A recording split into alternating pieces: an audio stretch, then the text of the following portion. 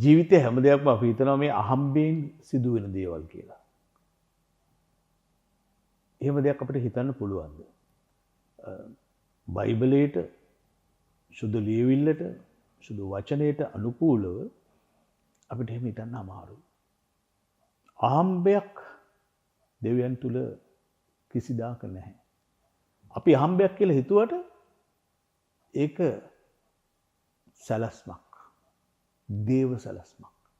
දැන් මේ කතාව කියවෙන්නේ වසර 700කට ඉහත ක්‍රිස්තුස් වහන්සේ ඉපදෙන්න යසාය දිවස්වරයා ප්‍රකාශයක් නිකුත් කරනවා. දැන් දිවස්වරුන් මගින් දෙවියන් වහන්සේ කතා කර බව අපි දන්නවා. දිවස්වරින් මගින් උන්වහන්සේ කතා කළසේ.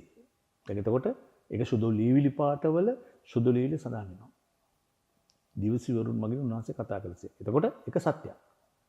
දිවස්වරුන් මගින් මොකද කතා කරලා තියෙන්නේ? කන්‍යාවක් ගැබ්ගෙන දාවිද්ගේ නුවර නැත්තම් ඒ ඉදිරි බෙත්ලෙහෙම ප්‍රකාශයටපත් කරලා මෙහෙම කුමාරයෙක් ඉපදෙනවා. මෙසියස් තුමා ඉපදෙනවා. ක්‍රිස්තුස් වහන්සේ ගැලවුම් කරුවෙක් ඉපදෙනවා. වසර 700කට ඉහත කියන්නේ. දැන් මේක හම්බෙන් නැත්තම් ක්‍රිස්තු උපත අපි උත්සාහ කරනවා අහම්බයක්. එයි සංගරණයක් ඇති වෙනවා.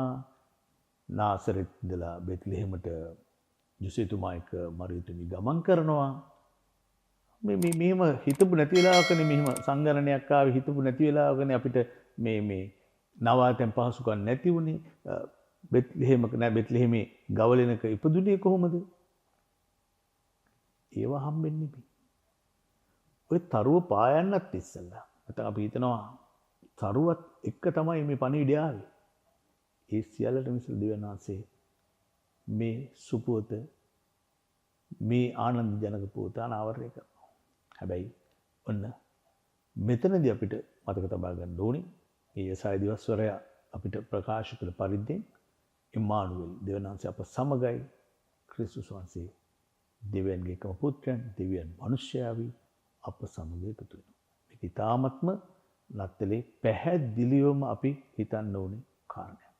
මේ හැමදාම නත්තල යනවා.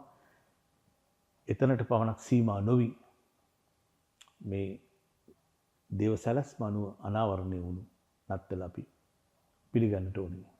උන්වහන්සේ අපට දුන්නු පොරොන්දුවක් තමයි මතක තබා ගන්න.